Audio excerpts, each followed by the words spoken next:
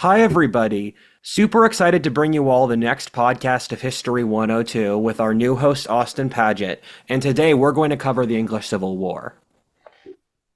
How's it going, guys? This should be a fun topic. I've been attaining a mindset of inner chill. Um, but unrelated to that is I would say the English Civil War is one of the most important wars in history. I would actually say the English Civil War is more important than the American Civil War or the American Revolution. And the reasoning for why I say that is you could argue that England is one of the most important countries in history. I like to use the term arguable because arguable means that there's like a standard deviation of reasonable opinions. And there are certain opinions I disagree with, but I think a reasonable person could argue the point to me. And so, for example, I have arguable range where you could argue that the Jews or the Greeks or the Chinese or the Italians or the English were the most important nation in history. And I don't have an interest in actually saying who's the number one, but I think it's an arguable range. And also, the English Civil War is arguably one of the most important wars in history because it established England to be the country it is. And I see a lot of geneticist types look at different ethnicities and say they have different innate traits. And what I would say really is that that is true to a certain degree, but when you're dealing with Northwest Europe, the English are nearly genetically identical to the French, and they're nearly identical to the Germans or the Scandinavians, or even they're not that far from the Italians or the Spanish. But each nation has had wildly different outcomes due to the incentive structures they've established due to their governance systems.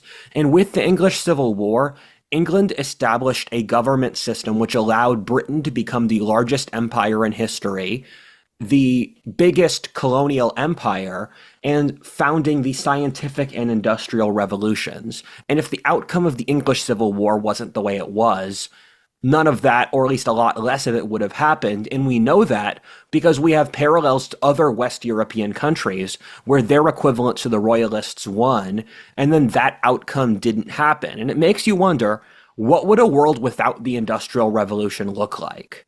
Because the Industrial Revolution nearly happened several times before in history, but it didn't happen.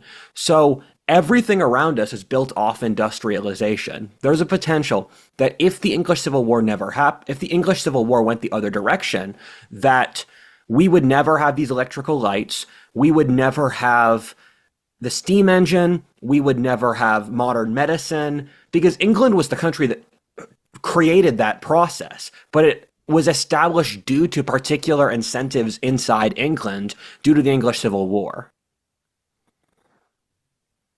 Yeah, it's pretty amazing how much single moments can make a difference over the arc of history.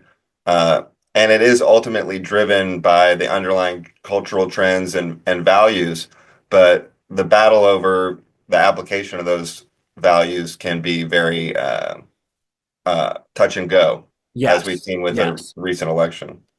Yeah, this recent election is an example where there's a certain variety of cynicism that's one up in our society, where there's this archetype of a person, I'm sure we've both met him, who's like, man, politics doesn't matter, it's all the same, they're all corrupt, it's all the deep state, everyone's inside each other's pockets.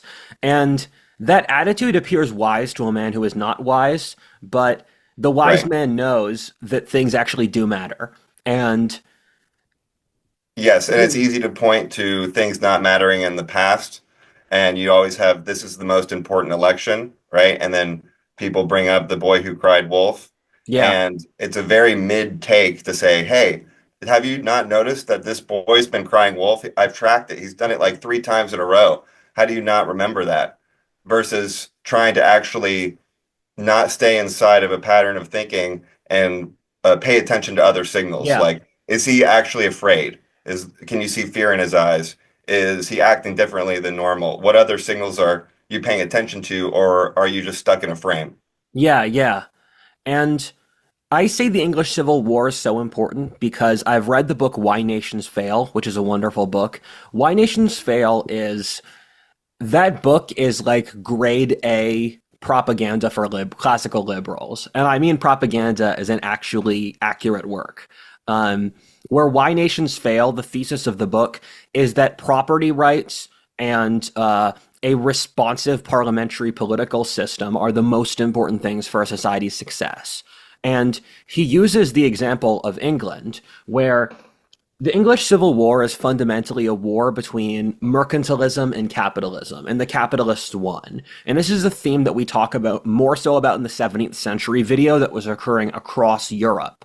But the parliamentarians versus the royalists were fighting each other, and the parliamentarians winning caused England to be a democracy. It caused it to break up the monopolies. It caused it to weaken the power of the king against absolutism, to install property rights, to install a patent system, because the business capitalist class won, and then that social class established the incentives for the Industrial Revolution, for science, for the British Empire. And a very intelligent historian once said America is a side effect of the English Civil War, and we'll explain why. So when you look at the English Civil War, the Industrial Revolution is a long-term outcome. In England was the first country that really got property rights down to a T. And is that a coincidence that England was also the first country to industrialize? And if you look at France, where France and England had very similar contexts, but this one difference, where France and England, they had similar levels of development, they had similar intellectual levels, manufacturing levels. France was a significantly bigger country, and it was a significantly richer ecosystem. But because the English established said good incentives, they were able to make this enormous breakthrough that the French wouldn't for another century. And the French Right. and all the other countries in Northwest Europe only made this breakthrough because the English did it first. Because if the English never did this breakthrough, then the Dutch wouldn't have done it because the Dutch didn't have a big enough ecosystem to pull off the Industrial Revolution by themselves. And the Dutch would have also been surrounded by the royalists who were sympathetic to the French, who would have teamed up to defeat the Dutch. Right. The English may have cooperated a little bit more with the French in their attempted invasion of the Netherlands Yeah. once the Dutch guilds were outcompeting the French. But because the English were already kind of innovative themselves, they didn't have the same pressure to Yeah. join that invasion to maintain their oligarchy. Exactly. That's a great point. And this is a good place to transition into the context of the English Civil War, because looking at why the royalists favored the French and why the parliamentarians favored the Dutch is a good symbol for both sides' factions. So the English Civil War came out of the 1500s Golden Age, and this was a cross-global thing where in England it's called Merry England. And Merry England was under Queen Elizabeth's reign, which was a golden age. And Queen Elizabeth's reign saw increases in wealth, massive population growth. It saw the English become a global trading power, going out to India and Russia in the New World. It saw William Shakespeare, an artistic renaissance. It was just a holistically good time to be alive. And much like the 20th century in America, though, the underlying seeds planted in the 1500s English order, as time got worse, ultimately flowered into what became the English Civil War later. Right. And what was that population growth and prosperity spurned off of? Because it was nothing near the exponential growth of the Industrial Revolution, but was it based in kind of just basic expansion of the rights of serfs?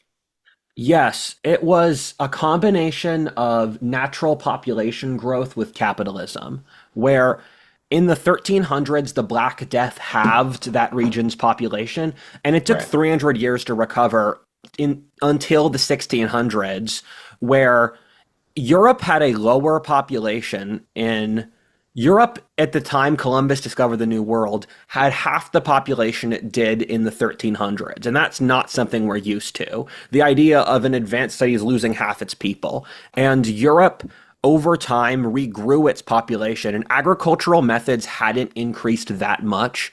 Right. The agricultural revolution was actually a side effect of the end of the English Civil War, which we'll get into. Right. And also the rise of capitalism, where capitalism rose in Europe roughly from the time between the Crusades until the time of the English Civil War when it gained a full flowering. And Northwest Europe were the areas where feudalism used to be, actually. You can map feudalism onto capitalism pretty closely. And those regions established advanced economies where that's really the spur for the English Civil War, where the English Civil War was a conflict between the eastern part of the country that was capitalist and the western part of the country that was mercantilist. And that was a pre-capitalist versus the post-capitalist economy. East England had moved to a point where most people worked in a money econ. Actually, in all of England, people have reached the point of a money economy. But in Eastern England, you saw these merchant towns. You saw a large amount of trade across the region, especially with Belgium and the Netherlands. And you saw a genuine capitalism with early stages of the Industrial Revolution, with large-scale shipbuilding and linens and manufacturing. Western England was still a capitalist society, but it was a slower culture where you had these huge rural estates, and these rural estates dominated the economy. And for Eastern England, they supported the Parliament, and there were more kinds of Puritan religious fanaticism. And in Western England, it was more Catholic influence. And religion is a huge part of the politics of this war in a way that it's difficult for us to comprehend how important religion was to these people. And religion is to them what politics is to us. If you factor in our political obsession into their idea of religion, it's basically an accurate comparison. And the way to explain this to a modern person is we are stuck in a world where we don't know what to do for our lives. Religion says this is what you do with your life. And a society with a very ideal notion of the world will take that seriously. And a society with a very material notion will take politics seriously, because politics is the spreading of resources. And so their worldview was more idealistic and more focused on what you do with your life. And then our worldview is more concentrated on the spreading of material goods. And so that's why they took religion so seriously, and we take politics so seriously. Right. And the merchants were involved and they fell on very specific sides, but their concerns were probably never the top of the debates going around the Yeah. war. The things that were Yes. really getting people animated. They were more kind of like the common sense element. Yes. And it's also the case where religion or politics covers up underlying really real things, where, for example, ethnicity is a huge part of American politics today, but people don't talk, unless it's the left with their very specific narrative, people don't talk about the ethnic cover-ups of modern politics today, where Albion Seed maps onto American politics now, or there's a variety of different things. Like you could look for tech, you could look at economics, you could look at college, where you find with conflicts, people pick a single issue that's symbolic for their group's evolutionary strategy. And inside that is a series of tiered independent positions that help them. And often the tiered positions inside that symbolic religious or political view are more important than the symbolic thing itself. People don't think about that. For example, abortion is symbolic for how people relate to the human condition. And so that's why abortion is such a heated issue, because if you choose one or another option for abortion, you're really saying this is the role of human life in our society. Right. Which, again, gets a strong connotation of being a religious argument, Yeah, when really both sides are making a non-religious and a religious argument. exactly. And with the English Civil War, with the two factions, the Parliament in the East and the King in the West, both of them were trying to propound a fundamentally different view of England and the world. And the English Civil War is a seesaw where both sides alternate being in charge, and it's going to alternate like 4 or 5 times. And you don't have to remember the exact causality, just remember that each side alternated. And it started out with the king in charge of England, And England had a political system that went back to the Middle Ages where there was a king, and then over time, the nobility had been able to wrestle more and more power from the king, with the Magna Carta being the easiest example. And every single country in Christian Europe at this time, or every single country in Western civilization, had a parliament in the Middle Ages. And then over the course of the early modern period, the kings were able to use gunpowder to weaken the power of the nobility because the parliaments were driven initially by nobility trying to get legal rights to resist the king. And England and the Netherlands were the two societies that resisted this and where the parliament won. And everywhere else in Europe, like France or Spain or Germany, the kings beat the parliament. And this is why I'm so confident about why the English Civil War was such an important conflict, because we've seen the results of the opposite side of things happening across the rest of Europe. And this is one of those points that I keep on teasing out, that the early modern period was actually a period of radically increasing conservatism. Because you look back to the Middle Ages, this is a society that didn't believe in witchcraft, where people bathed regularly, where centralized power was incredibly weak, where parliaments had lots of power, where sexual mores were more loose. And then over the early modern period, every single one of those things got pushed, where you got a society that was more authoritarian, more socially prude, had less individual freedoms. And so I point this out because our society views progress as a straight line, but that's almost never actually the case. Right. Ironically, the Puritan forces were the ones that were making a more social conservative Yes. landscape, creating their own theocracy with no blackjack and hookers, Yes. so to speak, instead of the reverse. Yeah. Um, and today, obviously, they don't have that perception, but there's still a strong view of how social relations should take place Yes. that returns kind of paradoxically to a certain prudishness, where you see sex rates going down and movements to, Interesting. yeah, not relate What do you think the or be causality movement. is? Um, pr Probably relates to the when you like the Me Too movement, and when you hypersensitize relations between men and women, then the natural conclusion is more separation, or Yeah. like the Islamic, covering or whatever. Yeah. I think it's probably a function of people being poor, and it's also a function of the centralization of authority. Because heard some anthropologists say that you can correlate sex relations for class relations. So, how a society relates to the lower classes is also how it relates to women.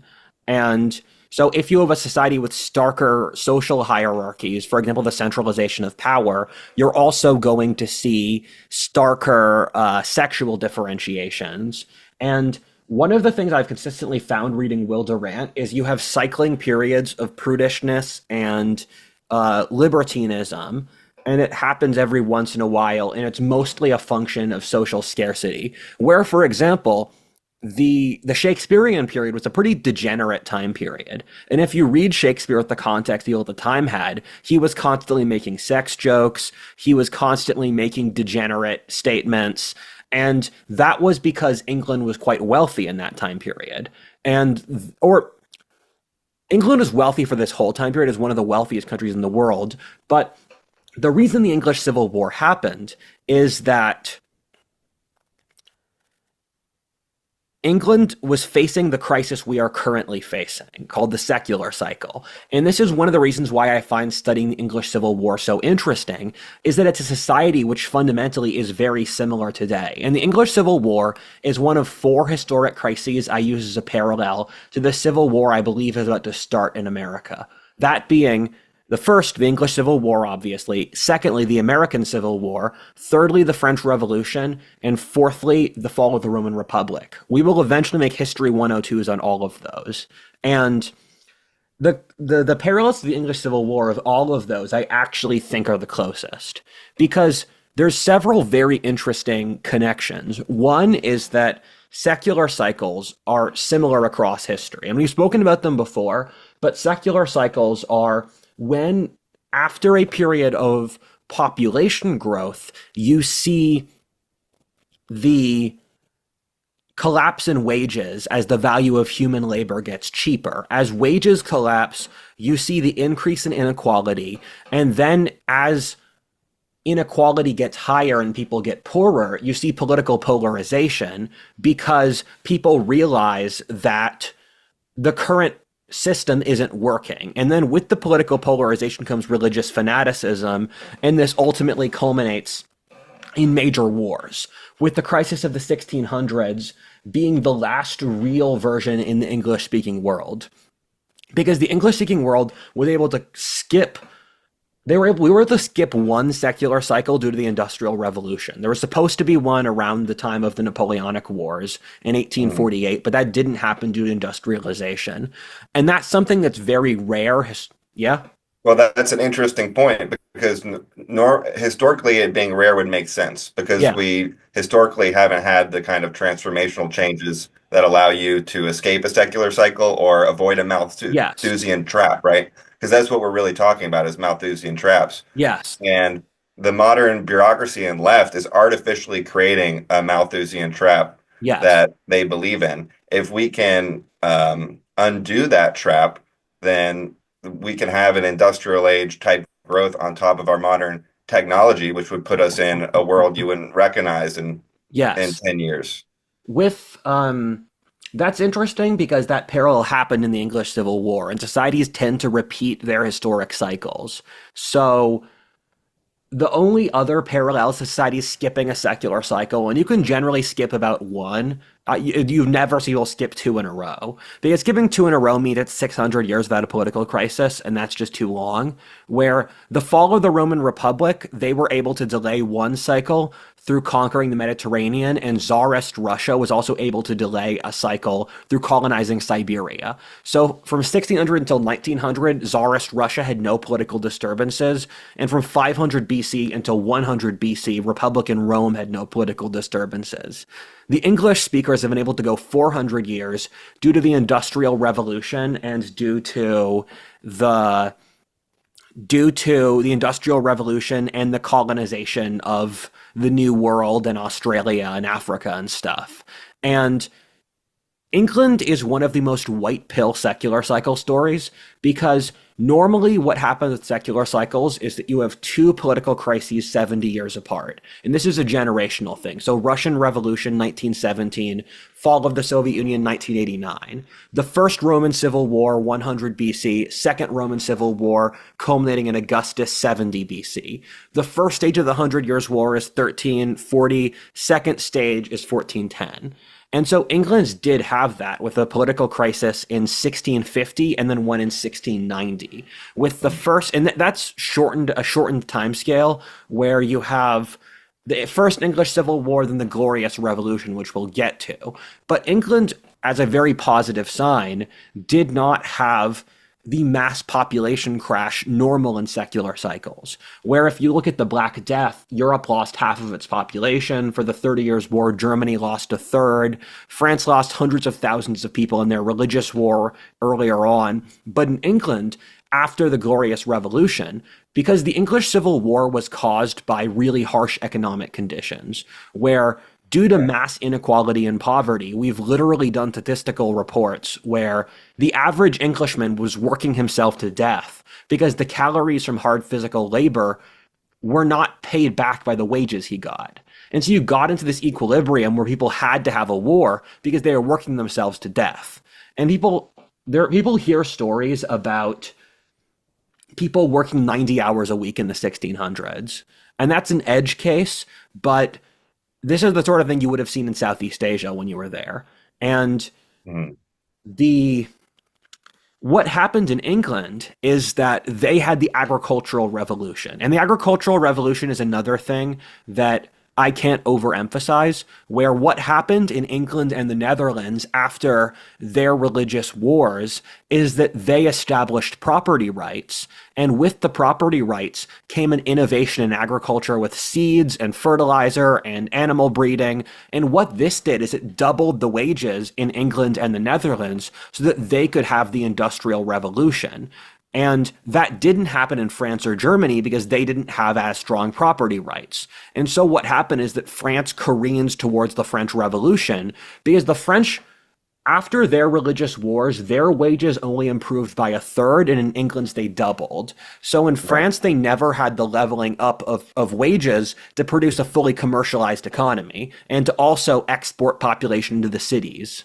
And there's an interesting distinction there because, yes, like always, you have to develop your agriculture before your country can Yeah, develop because that's when you have the savings to be able to go into an urban environment in a way that you can yeah, actually learn higher skills. Um, but it creates an interesting distinction between property rights for the serfs and yeah, broader rights to trade. Because a lot of times we exclusively focus on the property rights of the serf, but even France started to, increase those throughout the period. England increased them earlier. That definitely created some room for innovation, a little bit more control over your property and growth and incentives. And so when you get a positive innovation, that can create growth. But if you still have the rest of the structure um, bureaucratized, then that growth is going to lead to a situation in which it can't yes, fulfill itself. So, like the situation that the developing countries are in right now, they're getting huge population growth. If they don't evolve, they're going to have a crisis. If they don't continue yes, evolving, they're going to have a crisis with that. And the real distinguishing factor that set off the Industrial Revolution was the rights to trade rather than just the rights to control your own property on your interesting. farm. Explain. And because you could control maybe your own product, you could expand your field a little bit, you can invest in a little bit of thing, but almost all of industry is in the trades. Yes. And when those were completely locked up by the guild structure, there was no innovation allowed there. Oh, So that's why like England had that population yeah, growth yeah, from the property rights, and they were able to leverage that. They were able to get rid of the trade restrictions, which enabled that to explode into true yes, population growth in the modern world. Whereas the French were they slowly rolled out the property rights, but yes, never really opened up the trade, and then they had a much bloodier delayed yes. revolution. That's a good point. Where, yeah, that's a very good point. And to describe what you're just saying, in in 1600 or in 1650, at the time of the English Civil War, England had 5 million people and France had over 20 million. When you get to 1850, they have the same populations, but that masks that the English had exported what became over 100 million people around the world. There's something like 150 million Anglo diaspora people around the world, which is just an absurdly high number for That's a a great point, and yeah, probably hard for anybody to imagine back then that yes. England would explode past France in population growth. Yes. There's an interesting book called The Cousins War by Kevin Phillip, and he studies the English Civil War, the American Revolution, and the American Civil War as a continuous conflict between two genetic groups. And the American Revolution doesn't fit that closely, but he looks at the Yankee populace to the Puritans to Yankee land, and then the Cavaliers to the American South. Because Leland DeWitt Baldwin, one of my favorite historians, said America is a side effect of the English Civil War, where in the first part of it, when England was run by a corrupt oligarchy, a corrupt royalist oligarchy that was oppressing the Puritans, which we have to get to, they left for New England. And then when the Puritans took over England, then the Cavaliers or the Royalist supporters went to Virginia. And these became two distinct genetic populations that we have evidence for. And they have different, watch the Colonial America video, but they have different accents, they have different voting patterns, they have different genetics, they have different architectural styles, they have different social structures, anything you could think of. And in the American Revolution, the Yankees and the Cavaliers worked together against the English back in England and the ethnic minorities like the Dutch and the Quebecois and the Scots inside America. And then in the American Civil War, you can almost perfectly map the factions in the English Civil War against each other, where even little details like the areas in the north of England was split in the English Civil War. The areas that supported the parliamentarians or the Quakers, they supported the North in the Civil War, and the Scots-Irish from the northeast of England, they supported the South. They were divided in the same way that they were divided in the American Civil War. And this is one of the things I tweeted out that went the most viral. It got over 1 million views. But the map comparing the English Civil War to the American Civil War is so stark. And it shows that politics is often a rationalization for deep ethnic divides that are on a genetic primal level. Yeah, and I would say people often, so when I tried to research this and I'm like, show me the Brittonic Celts versus the Anglo-Saxons in the English Civil War versus like where the Danelaw region Yeah. was versus going forward the American Civil War and such. And they, every time I search it on AI, it like reiterates that the cultures were relatively homogeneous at that stage. Maybe they had different genetics, but it wasn't about that. And I agree, it's not about, it doesn't mean it's about the genetics just because you can map it onto the genetics, but those are good markers for unseen cultural hangovers, This often is, unseen, which we can dig into and yes. elaborate on them and show that there are really consistent cultural trends. This is one of those things our culture is really stupid at discussing, where, of course, that's what we're trying to say. And then people on the left will say all cultures in the world are the same. And then people on the right will say that these innate groups are racial things that go back thousands of years, that are distinct genetic groups. And you could never get someone from the west of England to talk to someone from the east of England. And I'm thinking, Right, these are both completely ridiculous. And if you right. had any degree of introspection or wisdom, you would know that. Um, I sometimes feel like the discourse we're having now is with a bunch of children who have power tools who are trying to saw the house down. And so you have to be like, no, don't use this power tool to do this insane thing. Right. A Um, lot of just obvious overcorrections too. yeah, exactly. It's because ideology makes people lose IQ. And, but we have to actually talk about the English Civil War, Yes. where it's symbolic of this underlying division.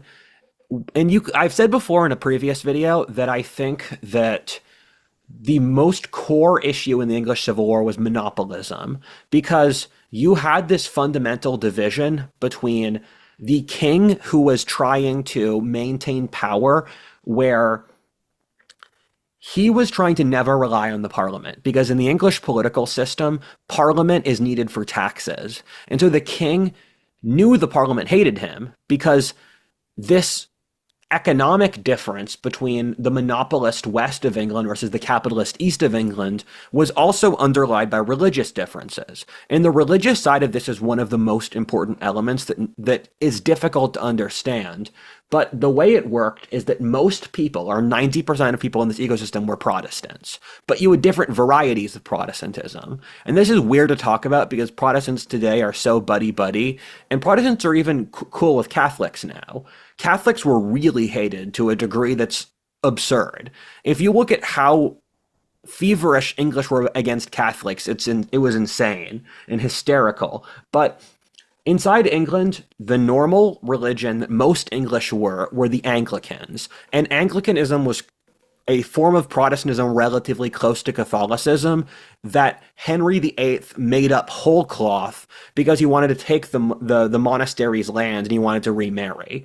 And Henry VIII with himself, well, he liked being Catholic, so he recreated it. But then you had a variety of sub-regions inside Britain that weren't Anglicans. And the problem is the Anglicans were nice guy normies, and so they were constantly co-opted by other factions. Which is probably why the Catholics were so hated Yes. because the Anglicans to make be like, hey, we're different than the Catholics, had to join in on the Catholic hate to prove how, Yeah, that's such a English good their point. version of Catholicism was. Yes. And so you had the Anglicans in the middle, and then you had radical factions on each side, which were not Anglicans. So the radical parliamentarians were Puritans, and the Puritans were Calvinists, and the term you hear the most is Presbyterian. And a lot of Americans know what the Presbyterians are now, but they're so toned down from what they used to be. The old Presbyterians believed in they took this idea from St. Augustine that we were all predestined to heaven or hell, and none of our actions determine whether or not we go to heaven or hell. And my thought to this is then why are you a good person? But this is the way I see the Puritans is that they're this desperate attempt to get control in a world that felt chaotic. Because keep in mind, people are desperately poor. And interestingly, homelessness was a huge problem in England. The towns had a huge homelessness issue. And the Puritans looked at the poverty and the degradation and the alcoholism and the opium addiction. And they thought, the Puritans are basically the Sigma male culture where they're like where they thought not constantly working was sinful. And in the Puritan communities, they would literally fine people for laziness because it was illegal. And they would fine people for arguing with their wife too loudly. You can see why this is the origin of wokeness. And the Puritans were a discriminated religious sect that was about 10% of England's population, and they predominated in the east of England. But the Puritans were the most high agency people. They were the merchants, they were the middle classes, they were the people who were toughest. And I see Puritanism as a population stuck in permanent chaos, either through competing through the market or social instability due to urbanization. And they take this hyper-determined, obsessive form of Christianity for psychological balance. Then, on the other side of it were Catholics, and Catholics were about 10% of England's population, and they were in hiding because they were also persecuted. This was a big issue of the English Civil War, that they were persecuting so many different factions beforehand, and these factions were the highest agency people because the Catholics tended to be the nobility, and they tended to be the highest status people and the most educated. And the English monarchy was incredibly sympathetic to the Catholics, and multiple English kings were Catholics in private. I think I forget if Charles the First, who was the English king, he was either very sympathetic to Catholicism or he was secretly Catholic. I know Charles II was openly Catholic. And so it was this issue where the king was literally the hated, discriminated against religion. And there's another level of complication here, that Scotland, which was in a joint monarchy with England, where it was an independent country, was also Presbyterian. And so there's this weird thing that became the origin of the English Civil War, that that the parliamentarians were the same religion as the Scots. And then Ireland, which was a conquered nation that had been conquered in the last generation, Ireland was radically Catholic. And there were Scottish settlers in Ireland. And Dan, we've only got 15 minutes to actually explain the English Civil War. But the way the English Civil War started is that the king had been struggling to. The king needed more revenue because the English budget was ballooning, much like ours is today. And the king needed new funding, so he started dropping all these taxes. For example, he had a ship tax to pay for the navy, but it wasn't actually used to pay for the navy, which brought up a lot of resentment. And the English economy was completely controlled by monopolies. And these were monopolies to the king's buddies. And so it was said, my shoes are from Monopoly, my hair gel's from Monopoly, my hat's from Monopoly, my food's from Monopoly.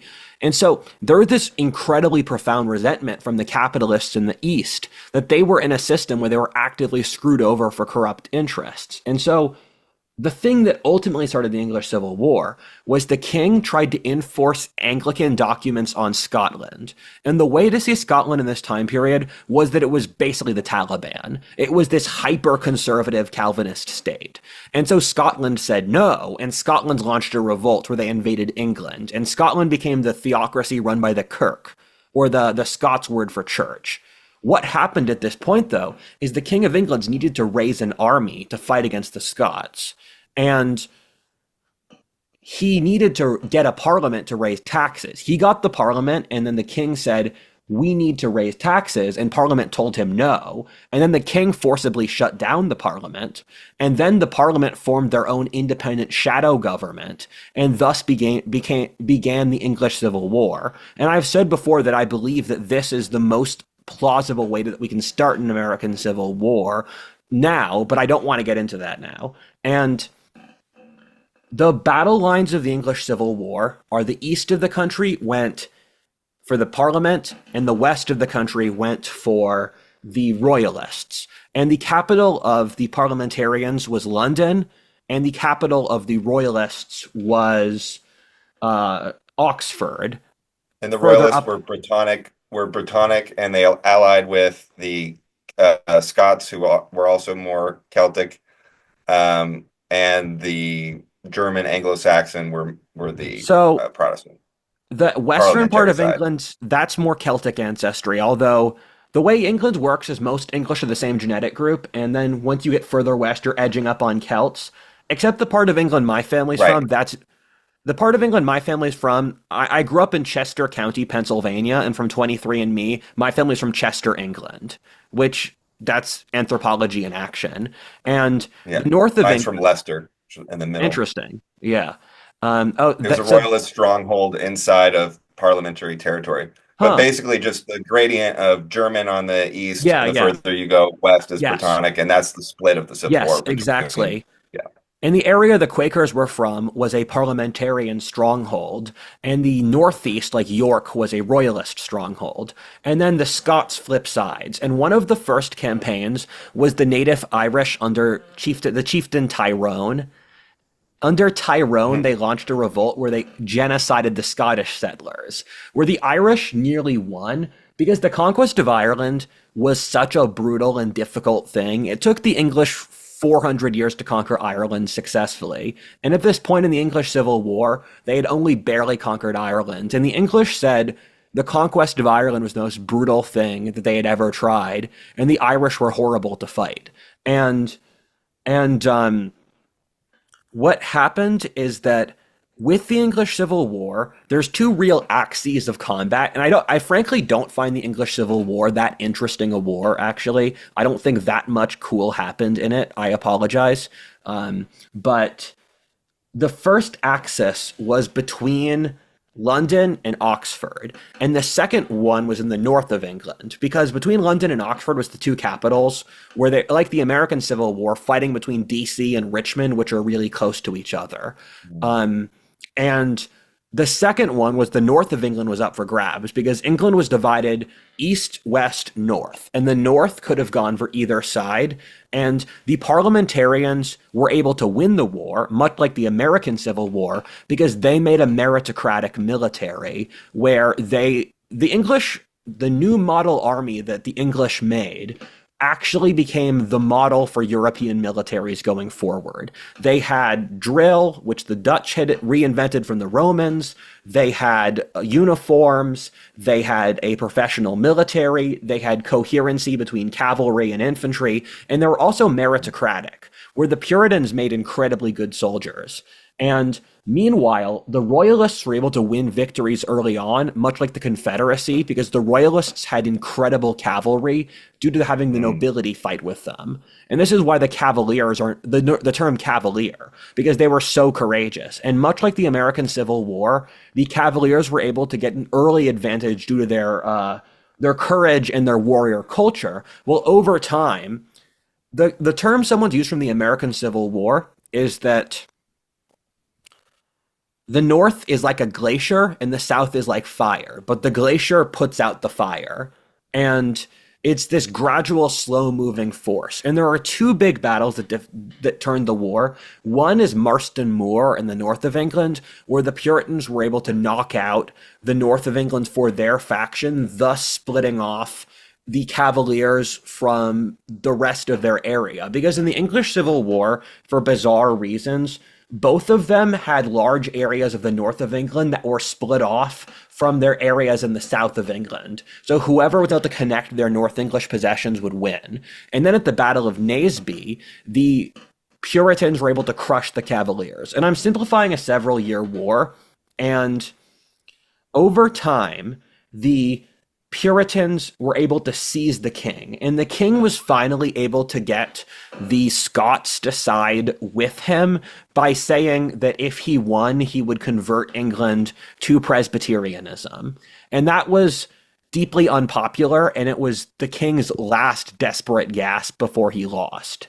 And Mm. this created a multi-year very strange situation that's parallel to the French Revolution, where they tried to find this system to cooperate between the parliamentarians who hated the king and then the king, because the parliamentarians won, but for legal reasons they had to keep the king around. So it was this sitcom plot in which they had to constantly deal with a monarch who hated them and vice versa. And things get complicated here, but I'm going to simplify it because there are certain eras of history that are complex, but are not worthwhile studying their complexity. But then you had a series of sub-civil wars among the parliamentarians. And this is a very common process in civil wars or revolutions historically. The French Revolution is another parallel where inside the parliamentarian faction, there wasn't a lot of ideological unity. And so further radicals kept gobbling up the moderates until you had a time where the parliamentarian cause in all of England was run by a radical Protestant, radical Puritan military dictatorship. Because in the process of winning the war, Oliver Cromwell, a guy from I was going to say from a middle class family, but that's too much of a meme at this point. He was this guy from Lincolnshire who had risen to power in the cavalry, and he was known for having an incredible cavalry regiment. He rose to leadership first of the parliamentarian military, and then as the parliament itself became too redditor, he was able to crushed the parliament and made himself military dictator of England. And it's whoever is able to incorporate the core revolutionary ideology with practical political action that is able to take the momentum, because you have a coalition, and once you actually win your system revolution, then you have to decide who runs it, and like you said, it becomes a spiraling purity process. And if you need someone to do that. Otherwise, you're not going to be able to enact your ideas at all. Exactly. So. That is 1,000,000% facts. And in Eric Hoffer's book, The True Believer, in Revolutionary Systems, he talks about the multiple stages needed for a revolution. You have the prophet first, then you have the prophet who invents the idea, you have the fanatic who carries it out, I'm forgetting some, and then you have the realist who seizes power after. So for communism, that's Marx, Lenin, and Stalin. And in the English Civil War, it was some Puritan. It was a Puritan who got the initial vision, and then it was the Parliament, and then it was Cromwell. And Cromwell, although I don't like the Puritans, he was a really good military dictator. Cromwell actually established the British Empire in a lot of ways. And the irony is that he was the most tolerant English king, or though he was the most tolerant English leader of a while, where under Cromwell's rule, he was really oppressive to Catholics, and he did stuff like making it illegal to celebrate Christmas or have plays or all this like nanny state stuff. And at the same time, Cromwell's reign precipitated one of the greatest flowerings of Protestantism ever. So Baptists and Quakers came out of this time period, and you saw the rise of liberalism came out of this time period because the radical Protestants were in charge. So lots of people said, we want universal suffrage, we want to get rid of feudalism, we want radical, the Quakers, which is a religion I've been a part of, they believed in basically radical social egalitarianism and pacifism and meditation, which was considered completely deranged back then. Right. The Quakers are pretty milquetoast today, but they were seen as basically the way we see, I don't know, Scientologists now. And Cromwell had to conquer the rest of the British Isles because he was at war with Scotland and at war with Ireland. And the King of England fled to Scotland during these complex periods, and the Scots treated him as a prisoner. He thought he would be their king because the Stuart family that he was a part of were originally a Scottish royal family, but they had gotten anglicized. And then the Scots kept him as a captive. And it's funny to see the 1600s wars of religion were wars fought over doctrinal differences inside Christianity, but the Scottish Presbyterians and the English Presbyterians were religiously almost exactly the same, but they still killed each other because they had the power difference.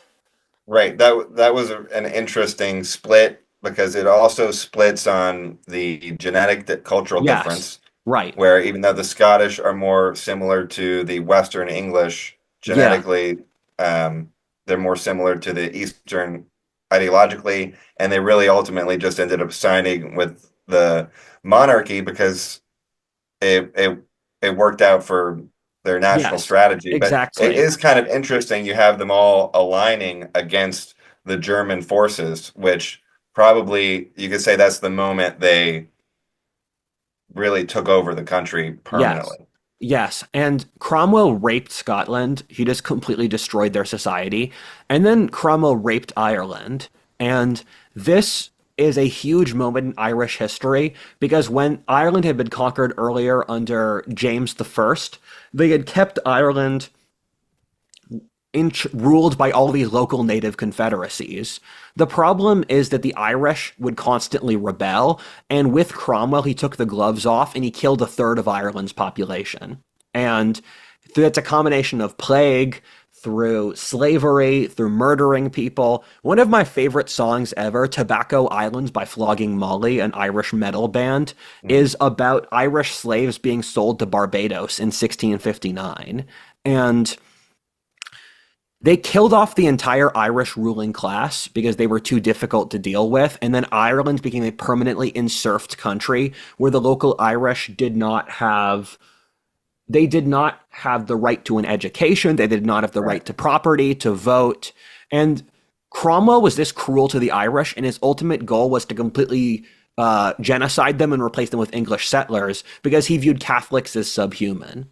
Right. And He stuck them before the industrial age, yes, basically, and which also is a good way to prevent population growth theoretically, except there's always going to be enough technology seeping in to get the yeah, boom. yeah.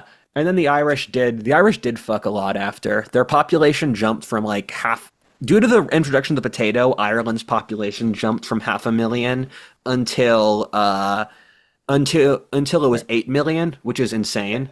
And they didn't have the economic freedom to escape the Malthusian trap that Yes. created. We'll have to go 10 minutes overtime, but I don't Yeah, think that's going to kill either of us. I have a call with Kurt at 3:15. That's my constraint. Um Roger, I'm good to and go. and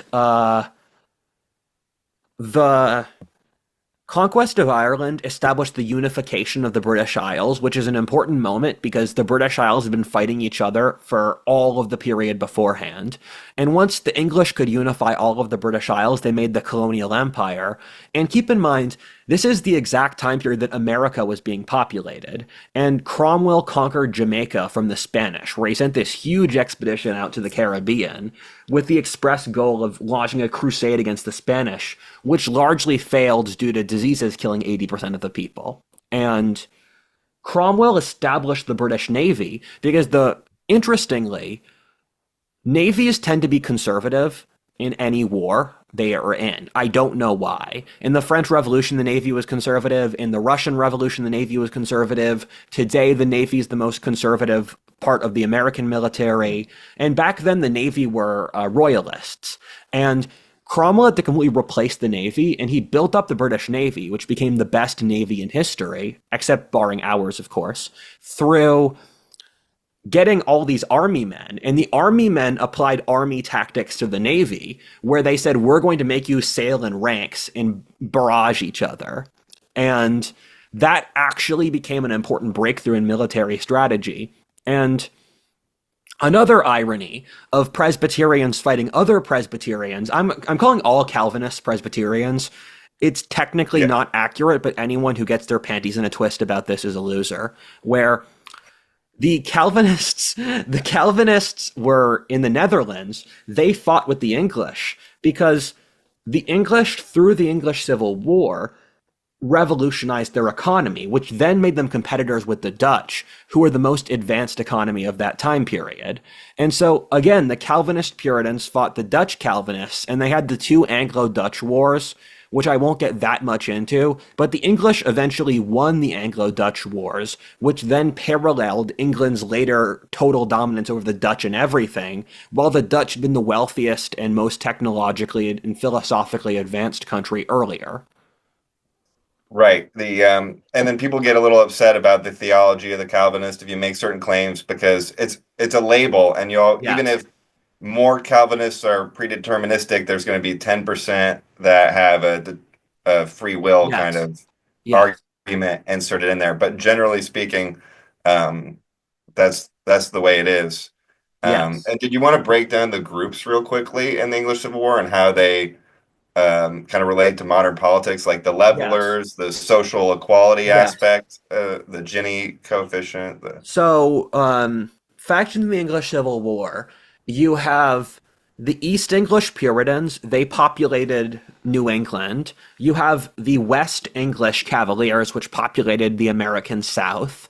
You have the religious radicals in the northwest of England who fought with the Puritans. They later became Quakers and Baptists. They populated the American Midwest and Pennsylvania. They're my ancestors. You had the Scots who flipped sides and they were fighting out of their own self-interest. They populated Appalachia. And then you have the Irish who were fighting for their own interests as trying to get an independent country because they had been conquered in the last generation. And then the Irish were crushed, and then they later had a diaspora 200 years later. Right. Yep. Very direct connections to Yes. all of it. And And then the also Cambridge played a role also, right, as a Calvinist hub opposed to maybe yes, Oxford. that's some Um, rare knowledge you have. So, but it's connected to the Harvard being started up by the yes. Puritans, like we discussed the other episode. Yes. I believe Cambridge was a radical Puritan center, and the Puritans had dominated Britain's academia at the time.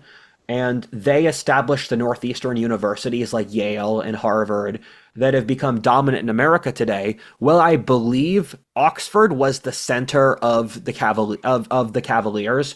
I don't know if Oxford University was run by the Cavaliers or the Puritans, though. Right. And to further draw that connection back from Cambridge, the inspiration for their theology was the University of Wittenberg, which was Hmm. Lutheran. Interesting. Um, and that was in Saxony, right? So the Yeah. same people that lived in the area around Cambridge, Yes. or that influenced Cambridge. Saxony, that area was also where Marx was born in Germany. Interesting. Nietzsche And then too. yeah, it's Harvard, the same thing in America, and we all Yes. know about the New England, Huh. progressive hub. So Yeah, yeah. So the Saxon is a fecund race philosophically. yeah, there's so much counterintuitive aspects because a lot of the best parts of our culture come from that area, but maybe a very specific extreme of certain values you can Yes. see in the current left, like the collective action. The Yeah. Puritans, because they believed in community punishment and holding each other accountable Yes. for their sins. Um, because if you have no control over your own fate, Yeah. then you can really easily class people into deplorables and non-deplorables, Yes. and It's you have to treat them accordingly. Yeah. I've read a lot of authors in the decline of Christianity, and they attribute totalitarianism to the Calvinists, where they say that the trend that became communism and fascism and I guess wokeism, it starts with the Calvinists because the Calvinists were the first people who believed you could completely master human nature. Because the Catholics had a pretty reasonable view of humans are animals and animals make mistakes, so we'll have all these feast days and we'll have all these parties and we accept that. And the Calvinists were really the first people who went really hard for both excellence and moral policing. And I think a lot of the Karenisms in the American character, which having lived around the world, the worst part of America is Karenism. And And just to finish off the English Civil War, to give the final bit of context so we can close the episode. By the way, Austin just did write a Substack about the origins of modern progressivism stemming from Puritanism, so check that out. Right, you And go down to public education, intolerance, moral obligation, predeterminism, egalitarianism, social justice. Well, oh, this is a good one, just real yeah, quick. So they stressed the importance of discernment, which involved identifying sin not only in yourself but yeah, in others. This discernment was seen as a loving act because it helped promote, moral purity and error. And this yeah, is basically exactly the same as what the progressives do today.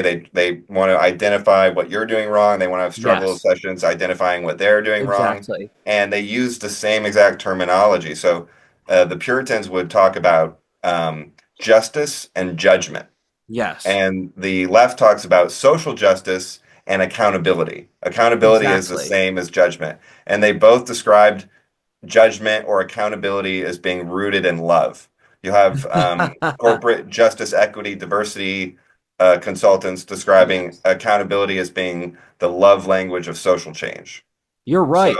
it's an exact so it's the same patterns. It's just in a different skin. So you can call it Yes. not religious, religious. It just is what it is. Yes. That's a very good point. I hadn't thought of that, but you're totally right. And what happened after Cromwell died, and I'm going to simplify 50 years of English history into a 5 minute period. Um, but this is our show, not yours. And the what happened after Cromwell lost power is, first of all, his descendants were not able to maintain said power, and England fell into a period of disunity, and it fell into an anarchy that was used in the best way possible, where there was this commander called Monk, and I frequently think of Monk as one of those periods, as one of those figures in history who was did something stunningly good and no one noticed. Because England could have spiraled into more absolutism. It's very, very rare that a society, once it loses freedom, goes back to freedom. But Monk reestablished the parliament and invited the king back to England. And what happened was this new detente between the parliament said, hey, we really need you as king to balance us out because we can't lead ourselves. Because the parliament had killed the king earlier. I should have brought that up. But the what occurred then was an understanding that the king was beneath the parliament. And so the king became more and more of a figurehead, and it wasn't until the American Revolution and Queen Victoria that the king stopped being a completely relevant figure in English politics. And Charles the Second was a pretty intelligent guy, but he masked it all in partying. And someone needs to write a book about the politics of partying in the late 1600s, because in both France and England, and probably more countries I don't know about, the monarchy would party as a way to bring nobility together and lessen the political tensions from the wars of religion. And so the partying became a cultural thing of, we don't want you to take us that seriously, but we still want to network and do all these deals and socially come together after this chaotic period in a way that's socially acceptable. And so Charles II, was actually a brilliant leader, and he helped establish my home state of Pennsylvania because he gave William Penn the land due to his father being an admiral under Cromwell, and they had to pay off the Penn family debts. And it's crazy that he did this with the Carolinas too. He would just give regions of America larger than England on a whim. And he was actually a strategic genius, but he covered it all in degeneracy. And this is one of the most degenerate periods of recent history. And the Hmm. what came after Charles II? No, wait. Yet after Charles II came James II, and James II was too out as a Catholic. He was too obviously Catholic, and that was fine until he had a Catholic son. And then England spiraled into a civil war where he was kicked out of power, and then they brought the Dutch. The Dutch actually invaded England and installed their own king, and that in 1688 was the Glorious Revolution, and with the Glorious Revolution came the rise of the same English regime that dominated until today. And I believe England's on the verge of a revolution in the next few years. So it's interesting to look back to the last time that England had a revolution. And England has been the nation in history that has had the longest period without regime change. And I think that's really a testament to how advanced the political discernment was that they established this incentive structure that would work for 400 years. Yeah, and I think even the nature of the Civil War, it was a brutal war, or described that way, because there was a lot of just tough Yeah. situations that happened in the war. But it's almost comical reading about it because of how civil the English Yes. are. They're Yes. really like they feel bad when they kill King James. They're like they can talk at the same time that it's like really, really intense. They're Yeah. like, yeah, this is crazy, right? All right, so we're fighting tomorrow. Okay. Yeah. Yeah. It's funny that the longest episode of History 102 is on the English Civil War. I would not have expected that. Um, Yeah, I think we could go longer too. yes. Teasing out the corollaries, who could be a James II figure of today as Yeah. we potentially unwind these regimes? Right. Interesting. Yeah. Let me drop some book recommendations. So, JFC Fuller's History of Western Warfare, it's pretty good. His second volume covers the English Civil War very well. There's Winston Churchill's History of the English Speaking Peoples also has a pretty good summary of this. That's volume 2, I believe. Then you have Will Durant, of course. I'll always shill for Will Durant. He has, I believe that's in The Age of Reason Begins. Then Alec Reary has his book Protestants, which covers the different inner Protestant politics of this time period. While for the final book, Albion Seed covers a lot of the ethnic politics. And so for next episode, do you want to cover the French Revolution or medieval Britain? Hmm.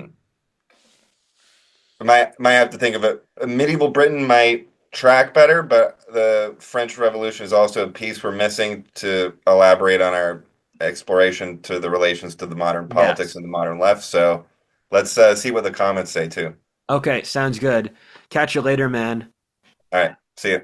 Bye. Peace.